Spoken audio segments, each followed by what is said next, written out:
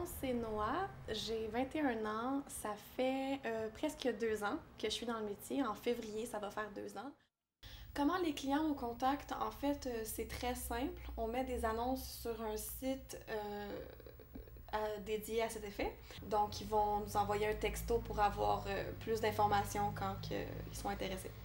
Moi, dans mon annonce, j'écris que les personnes à mobilité réduite sont la bienvenue.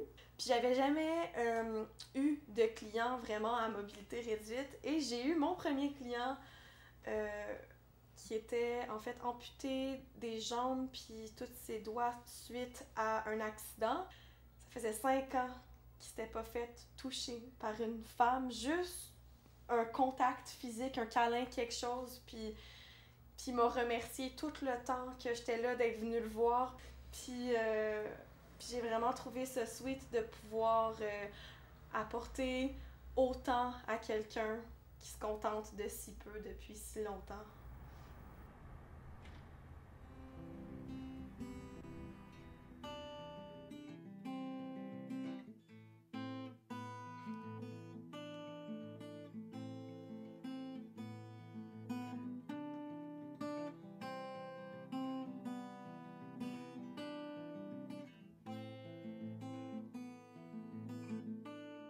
J'ai appris à jouer de la trompette, du piano, de la guitare, du saxophone, fait que je dirais que la musique, c'est quelque chose qui m'allume beaucoup dans ma vie.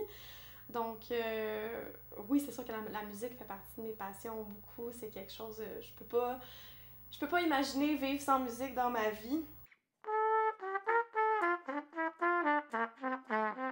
La plupart du temps, je vais offrir à peu près le même type de service à toutes les personnes qui me contactent, puis c'est un service sexuel en fait. Le plus beau côté de mon métier, c'est que y a personne pour m'imposer des limites, c'est mes propres limites à moi qui sont imposées aux autres.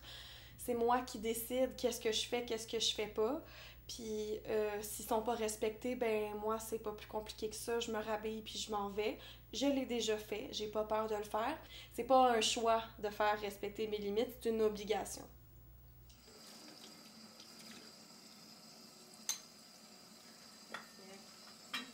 Curieusement, mon père a eu la réaction la plus positive, je dirais, dans ma famille. Il m'a prouvé en fait qu'il me supportait, il m'a dit qu'il était là pour moi, il m'a dit qu'il m'aimait, puis il m'a dit que le jour que je voudrais plus faire ça, que ça fera plus mon affaire d'aller le voir. Ma mère, elle a eu une réaction vraiment négative. En fait, elle est partie à pleurer, puis elle m'a dit dans ces mots-là, il y a personne qui aime être une autoroute dans la vie. Puis ça a été vraiment blessant parce que je m'attendais pas du tout à ce type de jugement-là de la part de ma mère, en fait.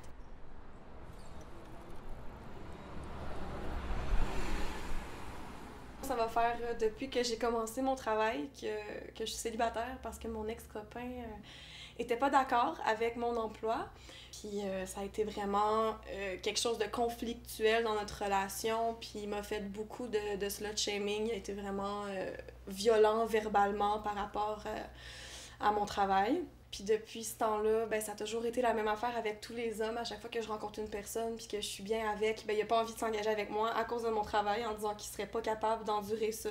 Si dans 15 ans, je vais encore être là-dedans, je me dis que le jour que ça fera plus mon affaire puis que je serai plus bien là-dedans, ben, je prendrai des démarches pour m'orienter vers quelque chose d'autre. Mais pour l'instant, je suis bien avec ce que je fais. Puis je sais que l'expression vendre son corps revient souvent dans le métier que je fais. Si les gens veulent voir ça comme ça, en fait, tout le monde vend son corps à une compagnie ou peu importe. Après ça, comment tu vas chercher le salaire que tu obtiens, c'est toi que ça regarde.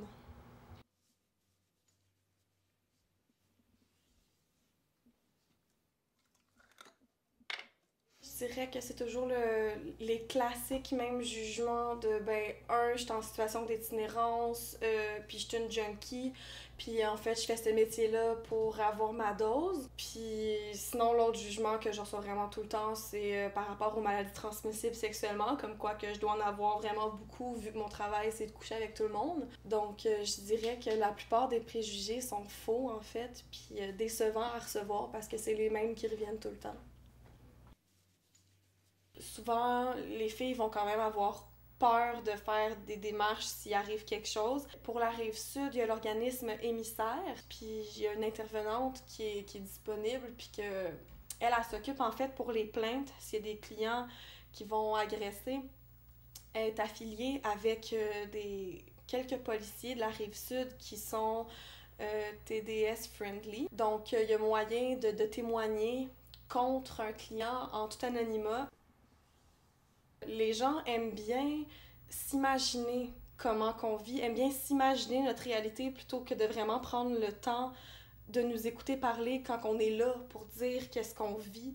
Puis souvent, on va se faire invalider.